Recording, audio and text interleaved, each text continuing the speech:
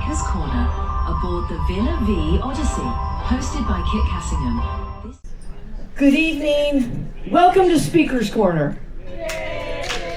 We don't get guests speaking very often. It's always a treat when they do. Lorna Cruz is a guest who came for part of the Global Flagship of Peace project and ceremony. And when I asked her how she wanted me to introduce her, she said, I feel like I won the lottery. So she's a lottery winner. Yes. But it's the lottery winner of the Red Couch Conversation Group. Dialogues. What was?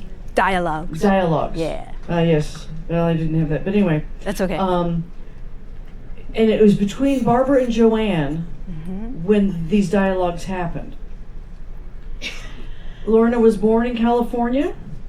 She is a first generation, a proud daughter of Philippine immigrants. And so she's got a lot of history that she's going to bring into tonight's presentation. And I'm going to get out of the way so she can do her thing. Okay. All right. It's time. America's Got Talent. I know it. Show them what you're all about. Thank you. It's a choir. All morning, everyone. It's what? It's a big one. Hello. Whoa. Hi, everyone. Welcome.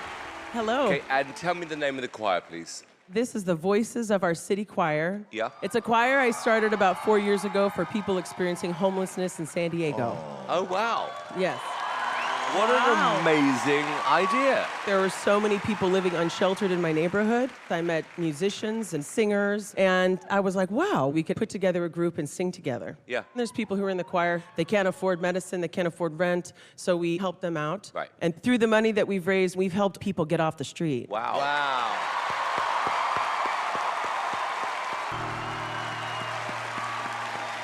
What's the song you're going to do? The choir actually wrote the song. Oh, wow. We have a songwriting workshop. Okay, good. Let's see what happens in the next 2 or 3 minutes. Awesome.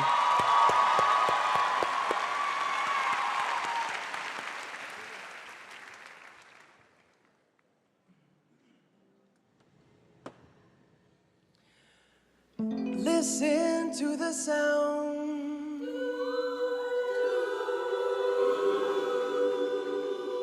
of the sidewalk.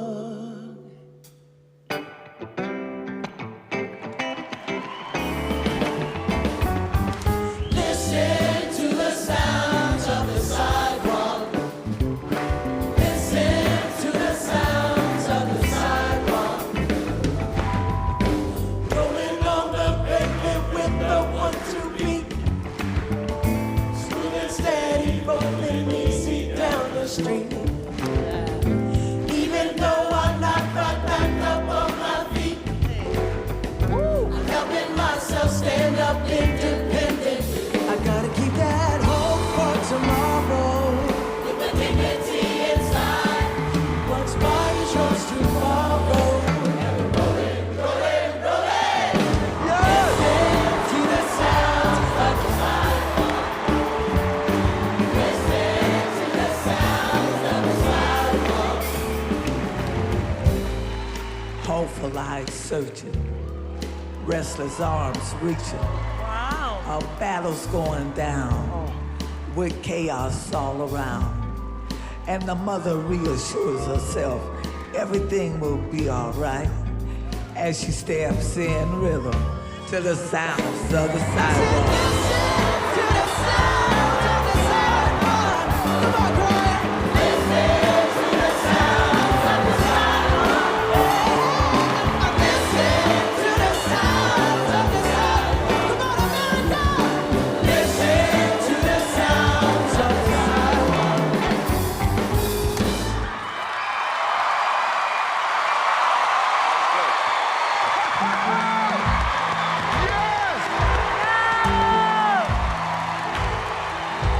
Sometimes I'm beaten, Thank you so much. sometimes I'm broke, but sometimes they sing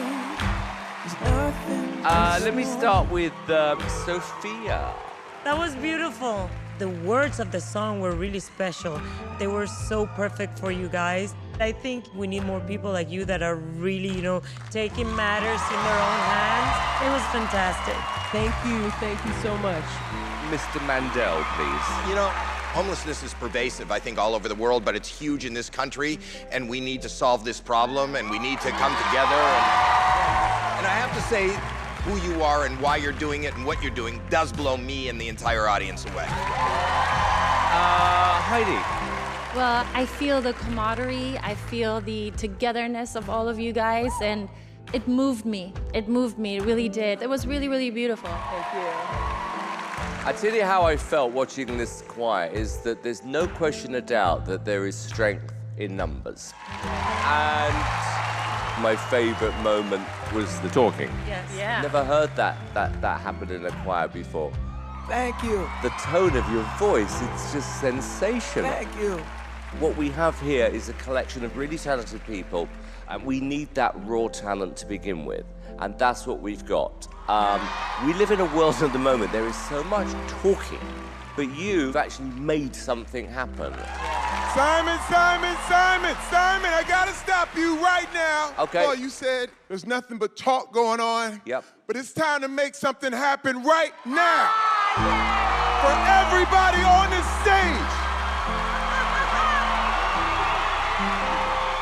What they did today has moved me to this point right now. Tell me how to be in this world. Tell me how to breathe and feel no hurt. Tell me how, 'cause I believe in something.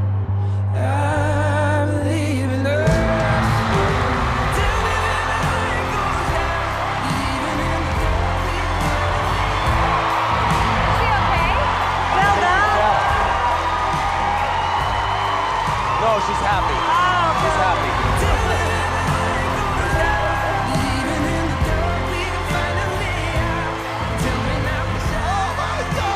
I love you guys.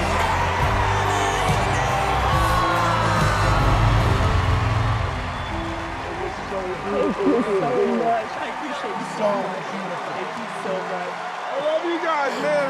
Come here.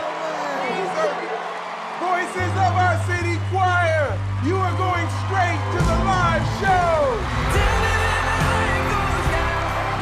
Thank you.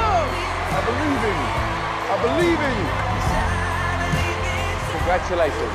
Congratulations. Thank you so much, Simon. Congrats, everyone. Congratulations.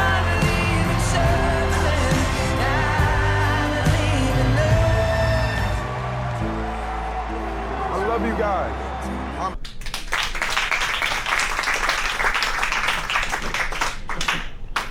Thank you, everybody.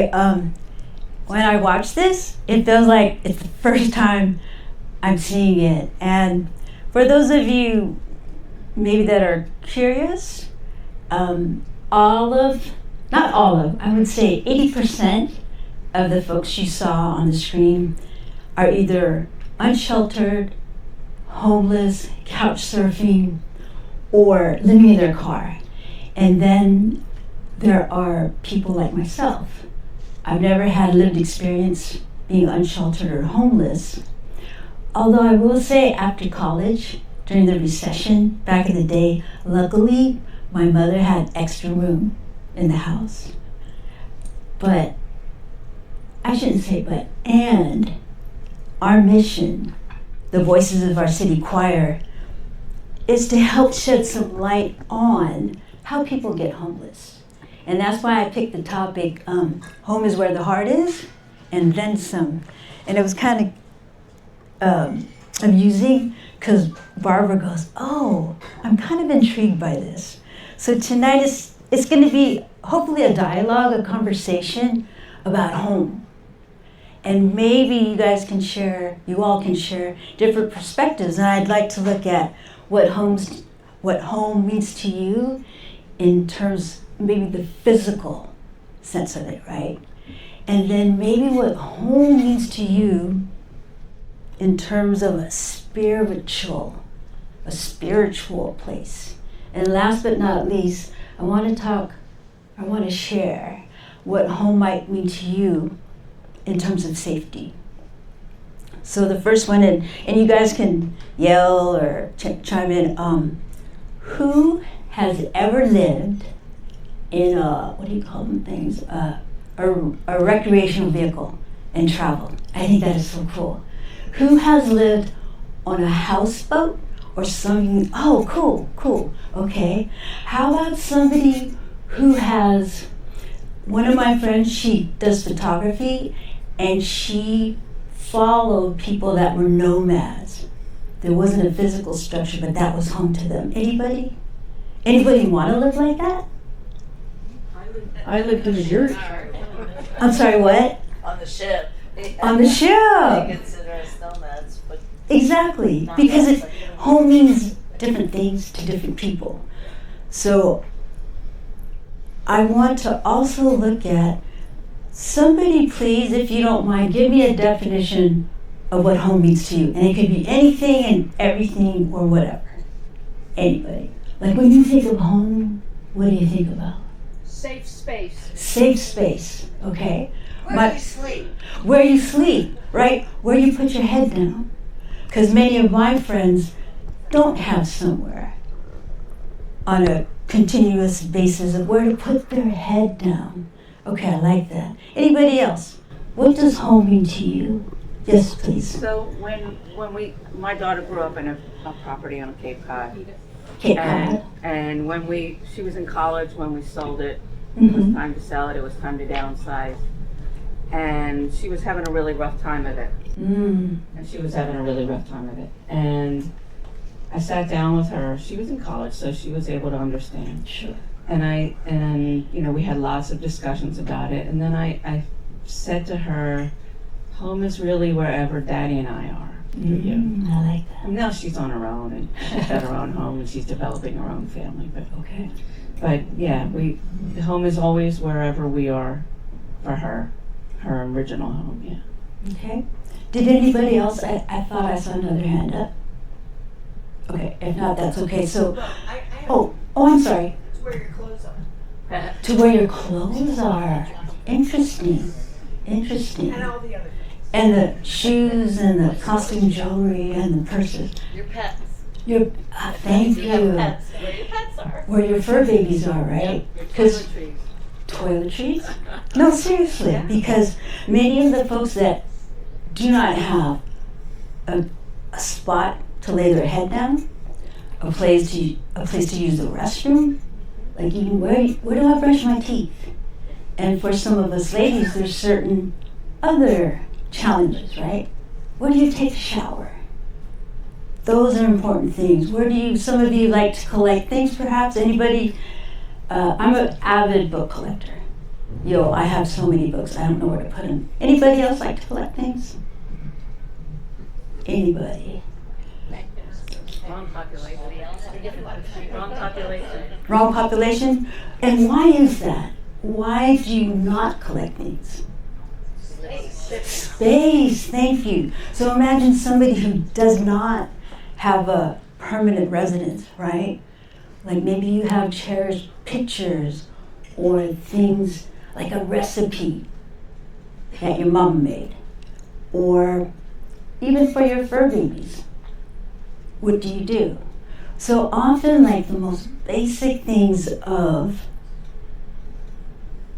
existing, like on this beautiful ship, I just like that I can have a snack anytime I want. Anytime I want, I can have a snack. I know that in the privacy of my own cabin, I can take a hot shower when I want to. I was telling Joanne, like, what a cool thing that you give your dirty clothes and then the next day it comes magically it comes back. So, okay. But to me it happened as the first time I ever experienced it. First time ever. And when you think of home, you think of shelter, or where you put your things, where you brush your teeth, where maybe you can go make a martini or a Bloody Mary, right? or just the fact that you have a little space that you can call it your own. So that's one aspect of it.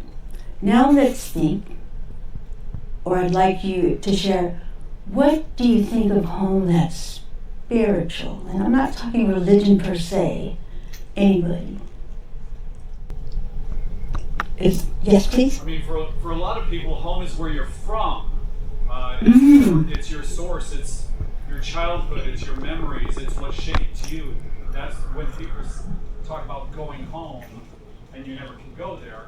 It's back to your roots. And sometimes you can go home in your mind, right, or in your heart. I loved, was it yesterday? What day was yesterday? The day before today, okay. But, oh yes, Captain Val, I appreciate you and everyone else who celebrated the fact that the 12th of June, was yesterday the 12th of June? Was what? Why was it important to Filipino Independence Day? Thank you. Growing up, I didn't know that. But those are the things that even when, oh, I'm sorry. Even yesterday during dinner, I saw the chun. And then Senor Jose goes, yeah, the chun. And suka. Does anyone know what suka is? Anybody? It's vinegar that just brings out the flavor of that pork. And I didn't see it on the condiments. He goes, un momento. And out he came. Not only with the suka, the vinegar, but with an onion too. That makes it nice.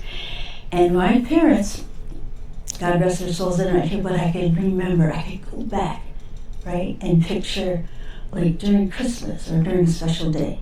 So things like that. And I love how you said, sometimes just the thought of where you came from makes you think of home. How many of you have certain holidays that are really important to you? Okay, yes ma'am, if you, what holidays if you like to Christmas, that's one of my favorites. And I think someone shared with me, how you all celebrate Christmas on this ship. What do you guys do? Decorate trees, maybe have, I don't know, a cookie contest, I don't know. But that's the thing, wherein the Voices of Our City Choir, they provide space where some of the people who haven't had shelter for maybe 10, 15 years, or maybe even 10 days, they feel, they smell, they can see, they taste, they smell that of Christmas. Any other special holidays on this ship that you guys are really proud of how you do it? I saw one just the other, that's right. I loved how you guys celebrate birthdays. You all celebrate birthdays. I love the tambourine, the singing, the dancing, everything else, because that signifies another thing, that someone remembers that you matter. Some people never get an opportunity to celebrate their birthday. Excuse me for 1 second.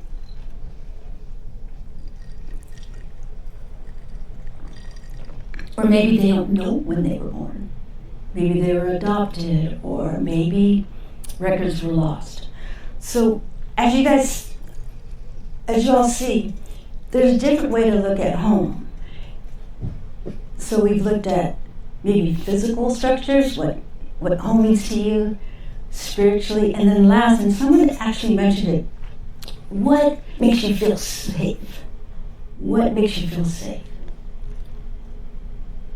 Like, people around you that love you. yes, thank you. The people around you, your community, the people that know, well, she doesn't like to eat in the morning, she likes to eat at night. Or save me that last piece of, I don't know, these beautiful desserts they have, right? And community with our choir, and I think many other groups, is that you are recognized. Remember the show where everybody knows your name? And not only do they know your name, they know where you're from, what sports you like, what kind of dishes you enjoy, what what makes you feel like, isn't it great to be alive? And in terms of safety, many times I've heard people say, in their own home they don't feel safe, because maybe they have been bullied, or maybe they can't aspire to live the career or the life they want to, because we're trying to either please the community or our parents. And with that, the meaning of home, often for me, I was in the military for 30 years, so I moved either every 2 years, 18 months, would go on deployment. So when I would see somebody that perhaps maybe like basketball. By the way, has the final game been played for basketball? Not yet, okay. I know FIFA's going on. But when somebody recognizes something that you get excited about, I love that. It makes me feel like I can connect. And that's the other thing. With our choir, the songs, the songs that they write, the plays that we do, because they're now doing role playing, and giving people a way to express. We paint, and as you know, Dr. Joanne brought a bunch of murals. We got to visit an orphanage in Manila, where the children are given the opportunity to do your thing, and express yourself. So today was just a little conversation of what home might mean to you. Because maybe you're, for example, I might be in the middle of the desert in Turkey or on a little tiny island in Guam. And what makes me feel at home, especially during the holidays, are the foods or the songs that we used to sing during Christmas. Or even, I think one of the most moving things for me, my first holiday away from the United States, when we all held hands. We were different branches from different countries, and we just sang Silent Night in whatever language you knew. And it was absolutely stunning. So this was just a conversation of what home means, because just because you have a home, you can have a huge home or a small little tent. If you don't feel safe, if you don't feel like you belong there and you yearn, you long to be somewhere else, home might be in a totally different space, place, or time. So I enjoyed sharing the video because the joy of people that were often totally ignored or spit on or caked, they came together in a community that brought joy and brought them identity, and it was shelter from, maybe not a physical shelter, but shelter from bigotry, from someone trying to assume something about them, shelter from judgment. Sometimes people are judged just because they're wearing a certain thing or because they're not wearing a certain thing, a certain brand, a certain type. So on that note, I am so thankful that you all allowed me the time to share home is where the heart is, and then some, because it's going to maybe smell differently for you or look differently depending where you're at. So on that note, are there any questions or We've got microphones that we'll bring to you.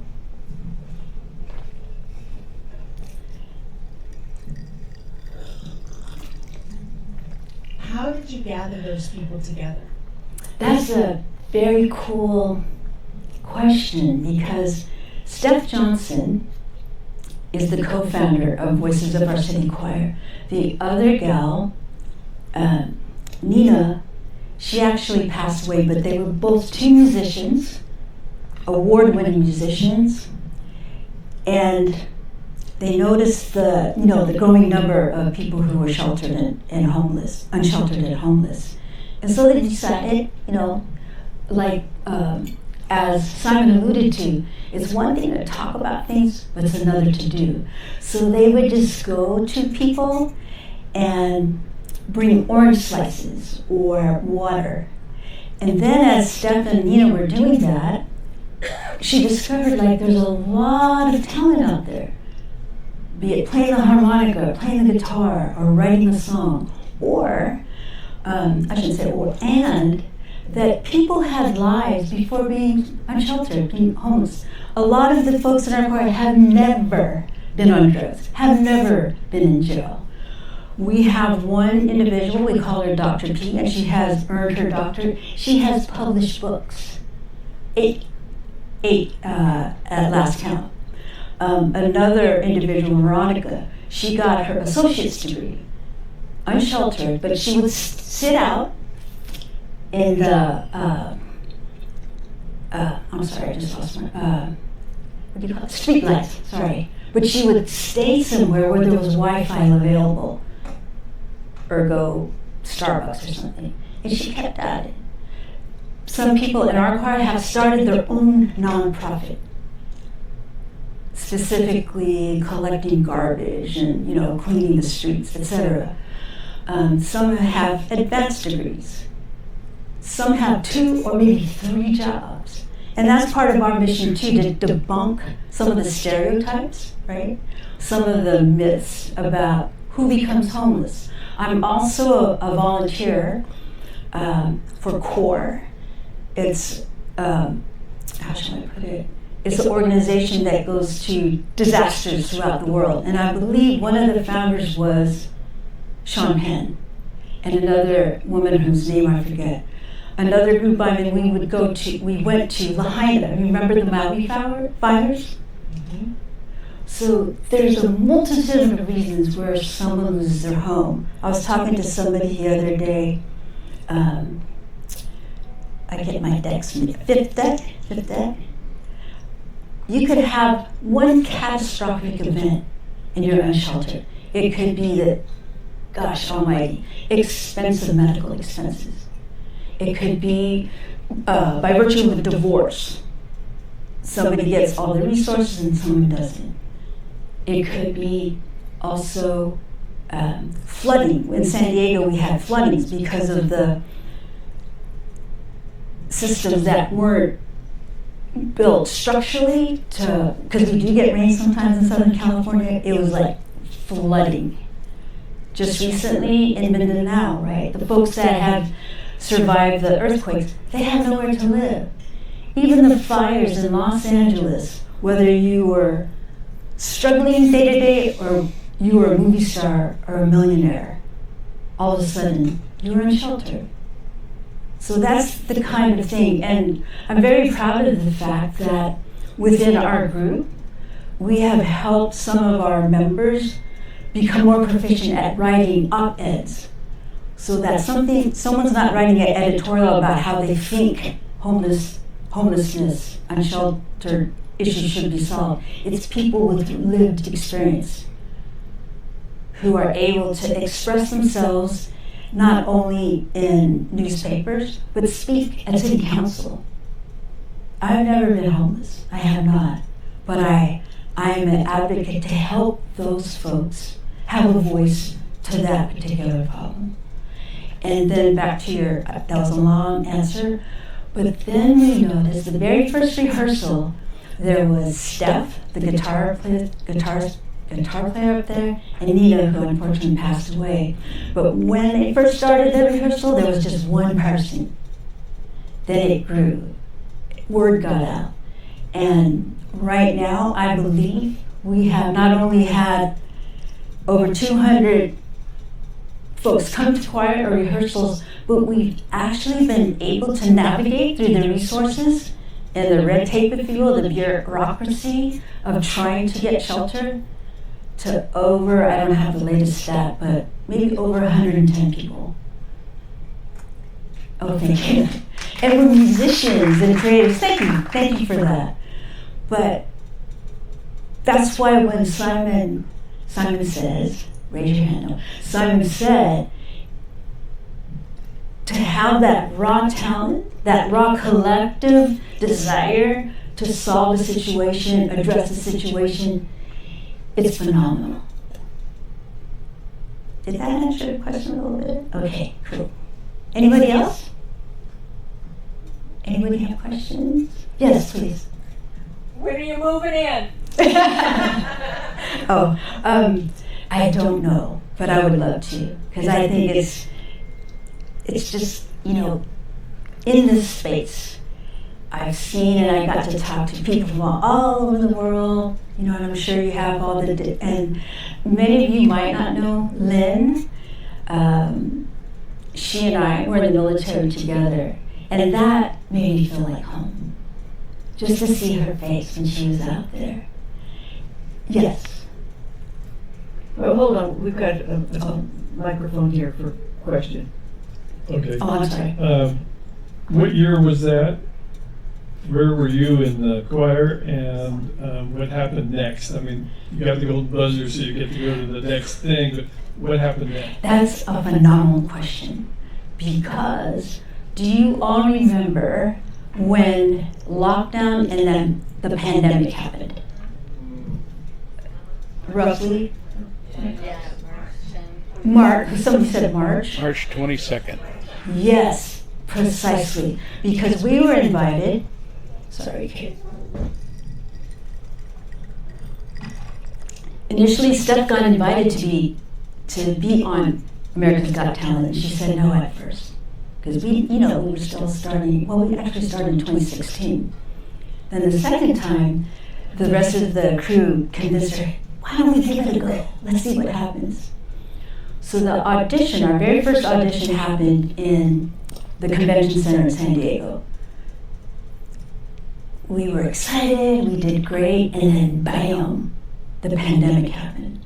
So with that, the whole world was adjusting, but they had to figure out, the technical experts, not me of course, how to do, what's the word, Randy, when you have like figures of people in a background, and there's maybe like 3 people standing here.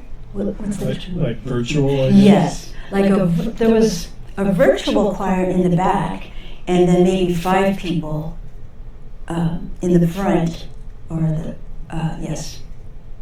But we had to do all the COVID procedures, i.e. things up your nose. We had to wear masks. We had to be. It's very hard to be a choir with protective gear on, right? So you all know. Even if you're not singing, just I know I have glasses, so when I breathe, it fogs up. So that was a challenge in itself. So everybody, and I mean everybody in the world, had to find a way. How do we continue to do the things that we do? We even had to record separately in one area, have that all, I guess, mixed together, right? Not just the singers, but the musicians too. And find a way, because we had earned our ticket to the lives, but it was live in a totally different way, right? It was like virtual, AI, Twilight Zone kind of thing. So I love that question. It was hard, it was a challenge. And every single day, you had to do the protective protocol. And I'll answer the last part. Sure. You were in the front row, 6th from the left. Yes, yes I was. I'm sorry? Oh, it was, especially with exposure around the world, we got such love and encouragement and other areas, not just in California, United States, but throughout the world, because I think it was Howie that mentioned, whether you can see it or not see it, there are people that are unsheltered. Maybe they're back here. And that was a little bit of the reason why Steph and Nina were on the quest. In San Diego, I think that year, 2016, San Diego was host to the All-Stars for Major League Baseball.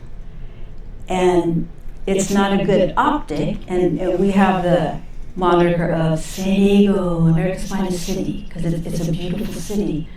But it was not a good optic and not a good appearance, right, to have people that were unsheltered right there at Petco Park. And Steph said, you know what, we could do something about this. We could do something about this. It took that one little step. And she would go to the tents or to the cars or wherever our unsheltered brothers and sisters were, and that's when they found out, wow, there's like tons of talent here, and a way to help people maybe forget that they don't have somewhere to put their head down. They don't have, you know, a restroom that they can go to anytime. Many of the folks would sleep during the day and at night be aware to be safe. Like somebody said, the importance of home is to be safe. And, oh, I'm sorry. Okay. One thing, just more of a comment than a question, and that is, you and I are here together with Joanne, put that closer to your mouth, please. Oh yeah, you keep telling me that. This is my third time here, and when you talk about home is where the heart is, that was my first observance coming here, that the hearts are here, and I felt like it was safe. When you're bringing up all these points, you know, I'm sitting here trying to analyze how did that influence me. This is my third time now. But the second time I was here, I got a little bit of a closer look. And that's exactly why Barbara and I had that conversation on the red couch, because she loves the people here so much. And I had great first impressions and felt totally at home with people I'd never seen before. And I felt like it was home. And then I thought, as a UN brainwashed person, that, you know, we're supposed to be do-gooders, and a lot of people don't really know how hard the people in the field work as UN. A lot of the images, and I've heard this comment since I've been here, some people don't like the UN because there's a whole bunch of bureaucrats sitting in the tall buildings. Yeah, well, we were told that by our Secretary General right to our face one time. You guys aren't the real UN, and we're sitting in the building working, right? The real people are out there, just like here. To me, what I see was like a microcosm of what society could be if they could live in peace and care for one another. And that's what inspired me and Barbara, who worked there as well. We worked in a place together, and then I went off to Africa and did it. And I really believe that that's what inspired us to initiate this reason to become the global flagship of peace, because I felt it, and I saw it, and I believe in it. I know there's some people on here that don't believe in it, but you know, and I know they're here for different reasons. But to me, as messengers of peace, by example, you guys were doing this before we brought the UN to your attention. And I just want to assure you, in case you're not going to be at the I'll be announcing that in a minute. Yeah. Okay. Well, we really believe in what we do, what we're doing, and you have to know that the safety part of this is nobody's trying to take that away by trying to run your operation or the ship or interfere with the owners, the founders, and everything. We're just so proud and so inspired right from the core of all the years I've been working to support the culture of peace formally, to see a live example. So thank you all. Did you really represent that? And you are the ones that are giving me hope. Most of us are a little older. I'm older than most of you, but I can tell you that I've seen enough to know that this is a really good thing you got here, and by example, you can really make a difference in the world. So thank you.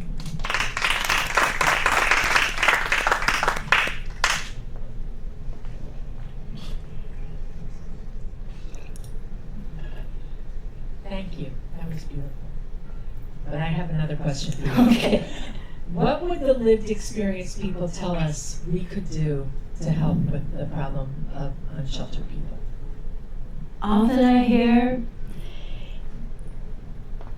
to not be ignored, even if you're just walking by the street, to just say hello, what's up? Just to recognize fellow humanity with fellow humanity. And that point comes up for me too in terms of, I think Kit, she asked me, what do you want me to say in your introduction? And I said, not too much really, because I didn't want any preconceived notions. Well, you know, she was in the military for 30 years. A lot of people have different ideas about the military, what their mission is, right?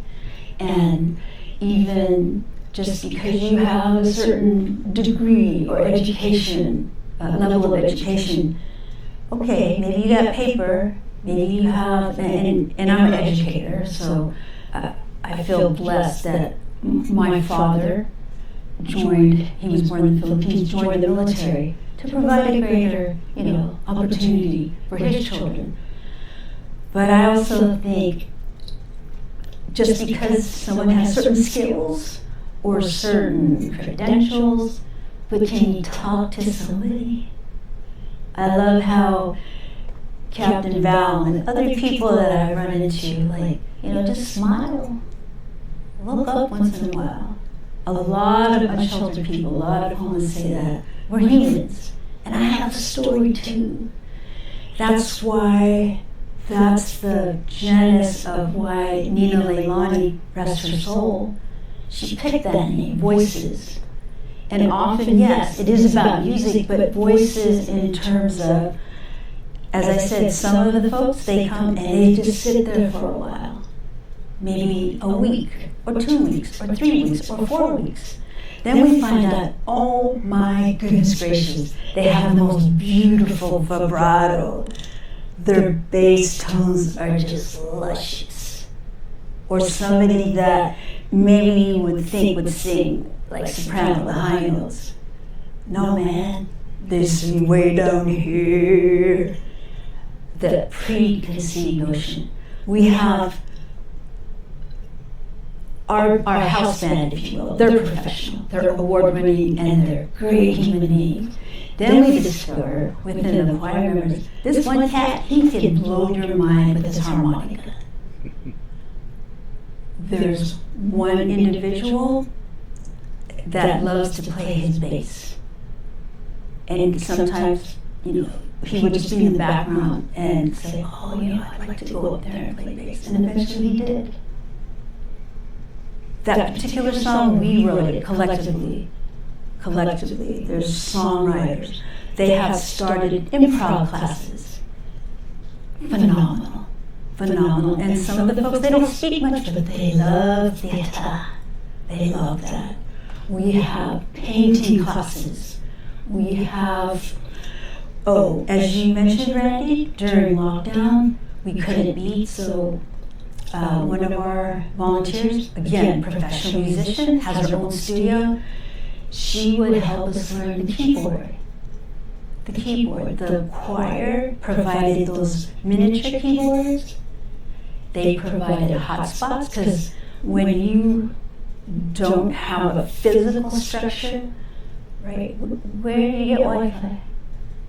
We even, during lockdown, often people would find food, right, in the throwaways from restaurants. Well, restaurants were closed.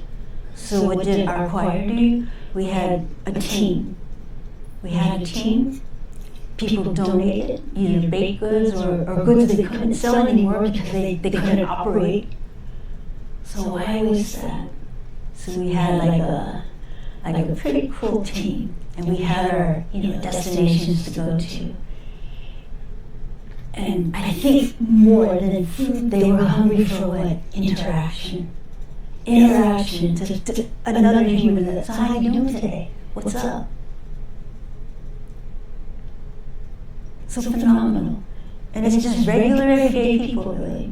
and mostly using the arts as a medium to give voice in whatever way you find comfortable without judgment.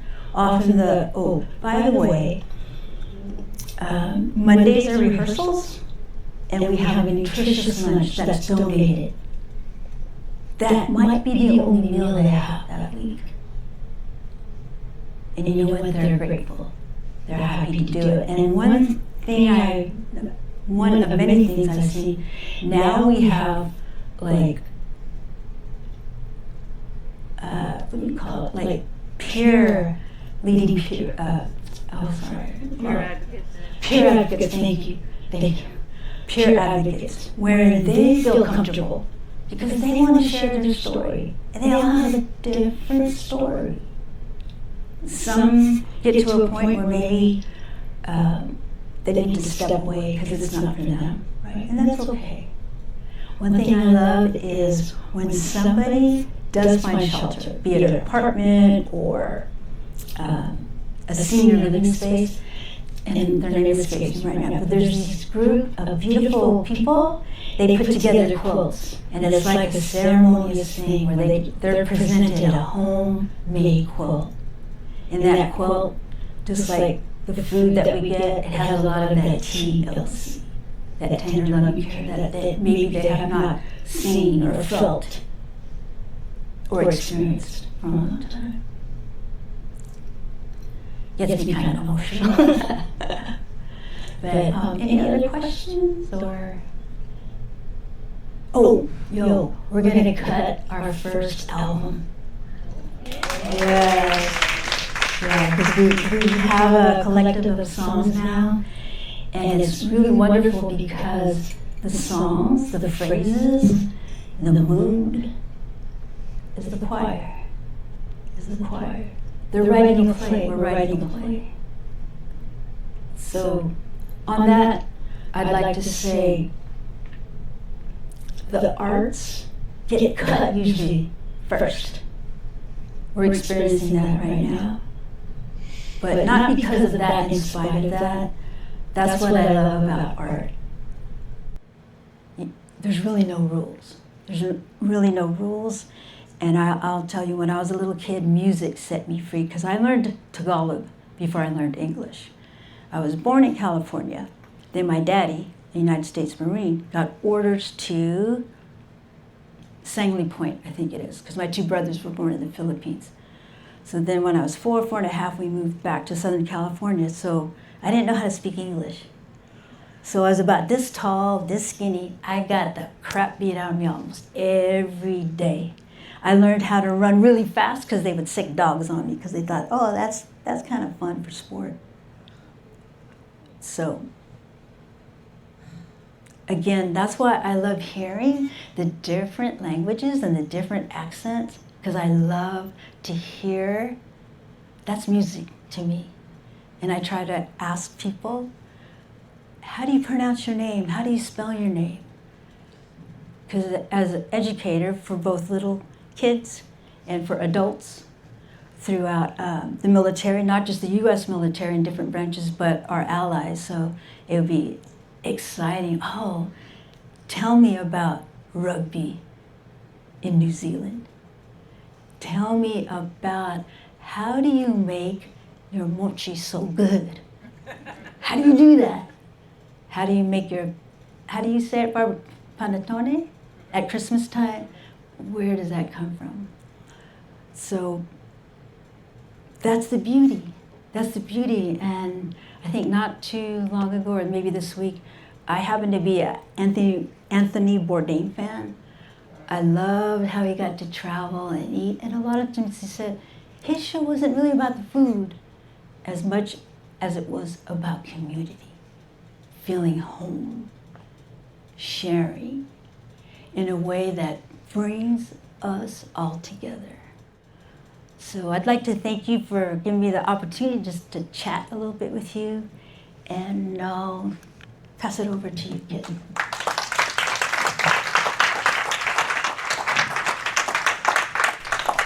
Odyssey is where our home is now. I love it.